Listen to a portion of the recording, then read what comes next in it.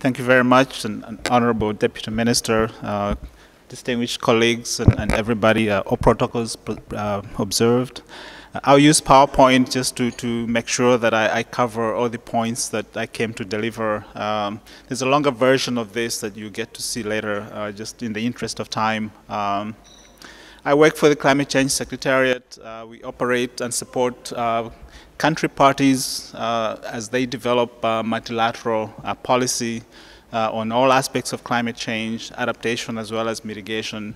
And I'm sure all of you have been following the negotiations. You know that it's a difficult and cumbersome process, but it's perhaps very fair to say that there's a lot of interest and there's a lot of support for adaptation, and this interest is growing across all levels.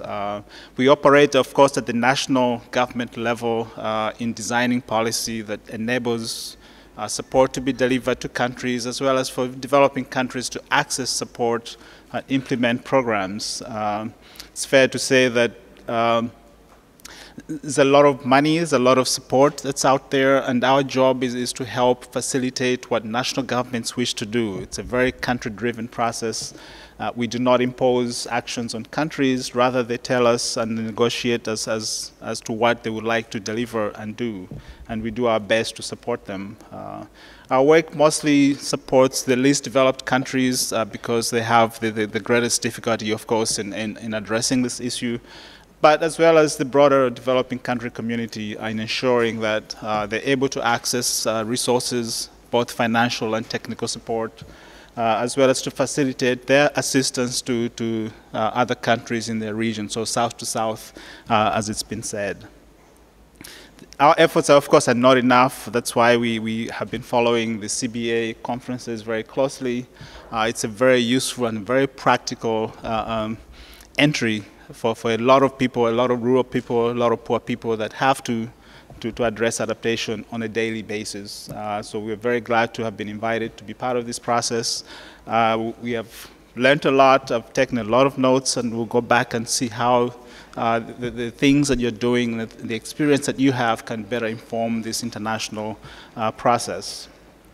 I wanted to highlight a few programs that are in progress at the moment to see how you can best contribute to that process. Most of you are, of course, part of that process already and are helping already. But we want to make sure that perhaps we can establish a more direct channel for your inputs and support.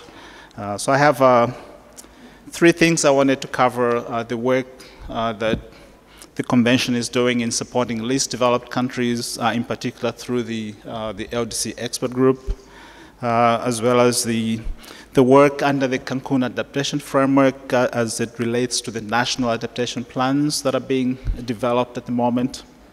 And then lastly, the Nairobi Work Program on Adaptation that most of you may be familiar with already or are partners with.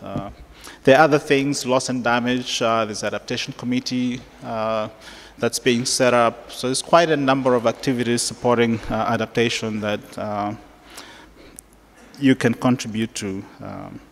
So first of all, on the LDC issues, the leg was established about 10, 11 years ago in Marrakesh. Basically, their mandate was to support least developed countries, the 48, 50 or so of them, in developing national adaptation programs of action, or NAPAs. Almost all of them have completed a NAPA and are in the process of implementing these NAPAs.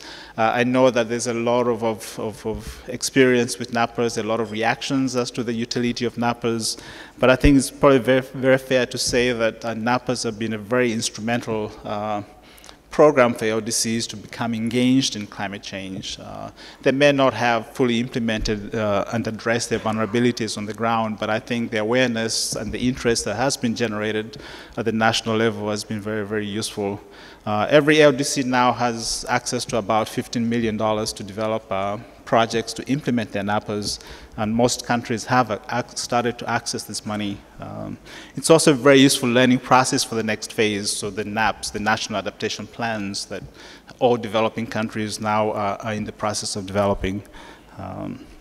This expert group is composed of 13 members, both from developed and developing countries, and they do A lot of work. They conduct training activities in the regions of the LDCs, training workshops, as well as provide technical material to guide the design and implementation of adaptation.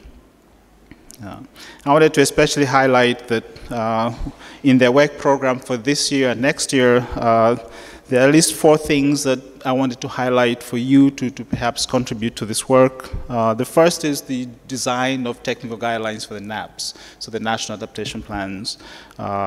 This is under development at the moment, and we hope to finalize this by end of the year.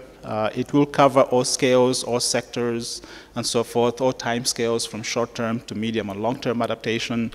So we hope that the community-based adaptation will be a key component of that, to see how can this plug into the broader scales of planning at the national level. How can communities access resources and support as part of resources that will be available to national governments, for instance.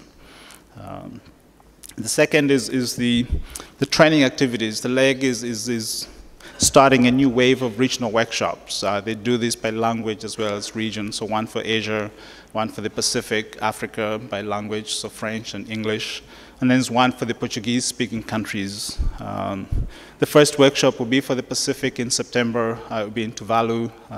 So those of you that have projects and work and experience in the Pacific will be very interested to hear from you to see how you can help us deliver these training activities.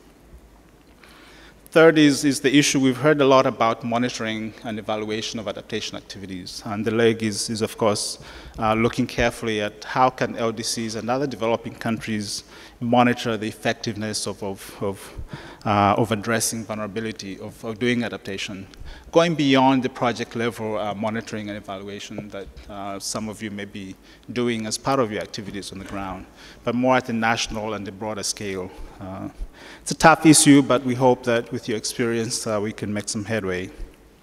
Number 6 is the LEG collects lessons from doing NAPers as well as other activities in LDCs, and have started to compile an annual volume of best practices and lessons learned.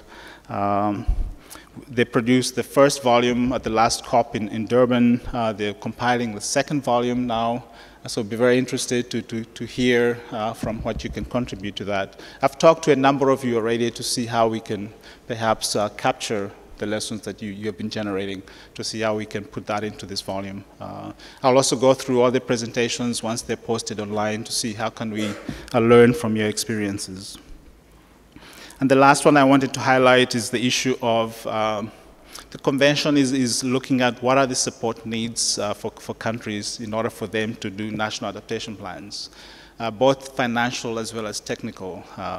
I know that everybody can highlight 20 different needs and so forth, but the challenge for the convention is to arrive at a list that everybody agrees, and then they can put that on paper, prioritize that, and then they can set in motion support activities by the agencies, the UN agencies, as well as funding support for those activities. The LEG has produced a number of products. I'm going to flash through them here. They're on our website, but includes information papers, technical support papers. There's a step-by-step guide for accessing resources under the GEF and how to implement projects on the ground, and so forth. They also maintain a portal on our website. It's called the Ldc Portal. It has information on all the NAPA activities and projects, as well as it's trying to pull together knowledge from all kinds of angles to support the adaptation planning at the national level. And then the best practices and lessons learned is a separate platform within that. That's just screen captures of that. They tend to highlight a few countries at a time, so we did highlight Bangladesh, Haiti, Kiribati, Malawi, Sao Tome and Principe, and a few others for the first volume. We're going around and capturing another set of countries for the next volume. Some important timelines for the legwork that you should be aware of. They hope to produce the technical guidelines for the NAP process in the next few months. There will be a meeting to review these guidelines with the wider community in August at IASA in Austria. So we hope that people from this community can participate and help us produce a set of guidelines that will be sort of solid, peer-reviewed, and so forth. The training workshops I talked about, as well as other casework that if you go through this PowerPoint later and you're interested in participating and contributing, we'll be glad to engage you and see how you can help us complete this work. So the next one is about national adaptation plans, the NAPs. What is a NAP? It's being viewed as a process to enable LDCs to formulate and implement national adaptation plans. But the convention does realize that a lot of countries have started to do some kind of a national strategy on climate change, whether it's low carbon or adaptation or a combination of the two and so forth. But the idea is to enable, at least to give the opportunity to LDCs to package their ideas into something that can be communicated to the convention and used for funding and support.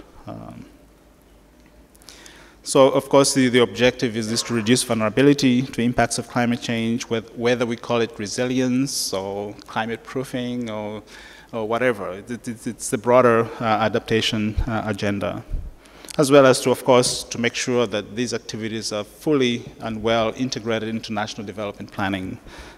In whatever format that the country uses, whether it's poverty reduction or economic growth or whatever. It's a process as opposed to a plan. The NAPA has been characterized as a plan, as a document that was produced and there was an end, but the NAP is being viewed as a process that's ongoing, that a country will embark on and continue to do. But realizing that at some point they have to package that into a document that can be communicated. So we foresee a NAP perhaps having a lifetime of 3 to 5 years. So it will have versions of the NAP that are produced periodically that the community can utilize. I wanted to mention one particular opportunity for the May sessions. It's a month away, but there's still an opportunity for you to respond.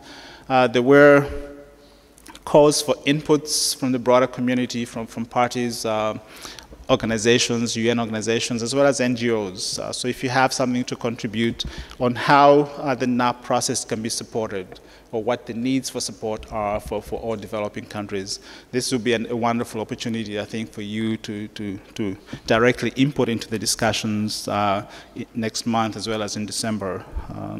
If you're very interested in doing that, see me afterwards. I can tell you about the process for doing it. It can be 2, 3, 5 pages of material that you package and input.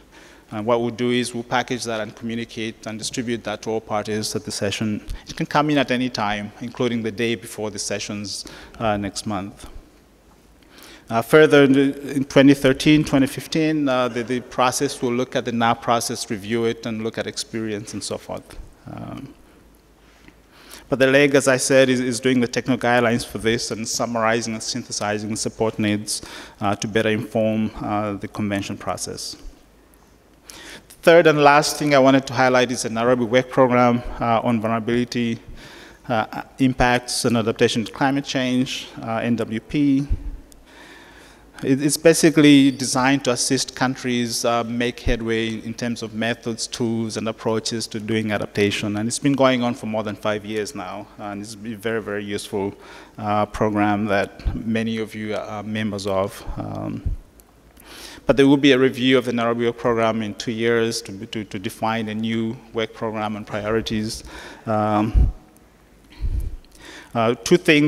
activities I wanted to highlight that are coming up. There will be a technical workshop on water in July in Mexico. If you're working in the water sector and you're very interested in this, please let us know. We'll see how you can contribute to that. And there will be one on ecosystem-based adaptation early next year in February.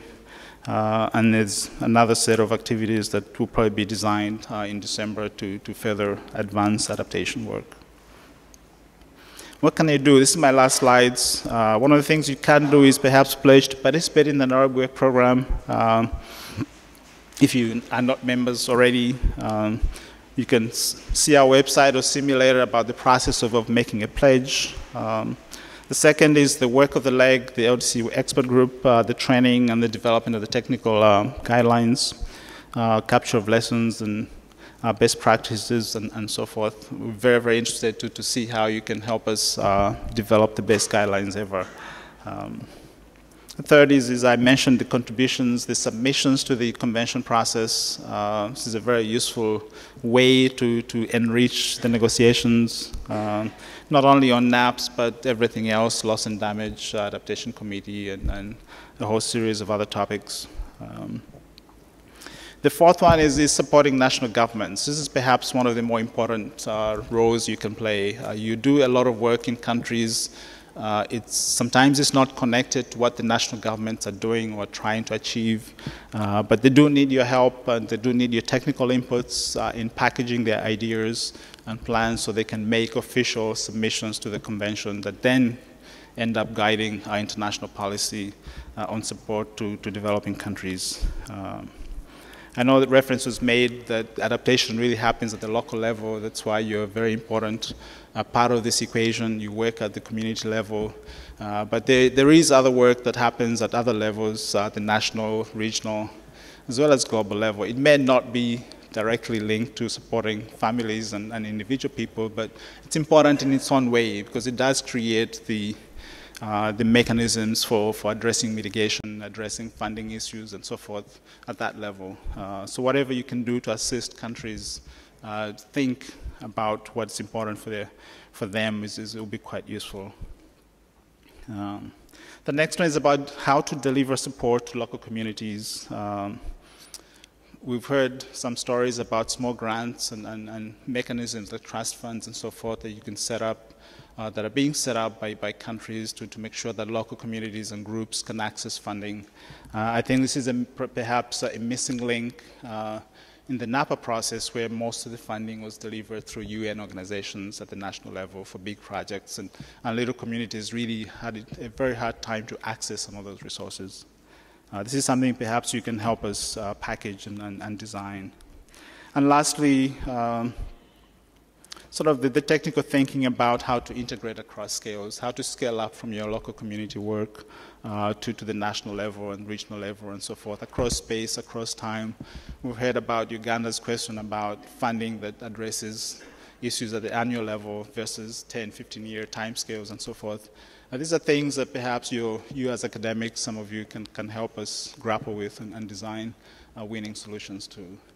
But anyway, this is what I had to deliver. I have our contact information, our website information on the last slide. We look forward to hearing from you, and we continue to enjoy participating in the CBA workshops. It does bring all the policy work to reality when we hear about what's happening on the ground. Vietnam was perhaps one of the leaders in doing national adaptation planning at all levels, so we're quite glad to have had the opportunity to visit. We look forward to Bangladesh. Bangladesh is another country where it was also a frontline state in terms of adverse impacts of climate change and action to address them. So these are very practical and very useful venues for these meetings that does bring adaptation to reality, and we look forward to that. Thank you very much.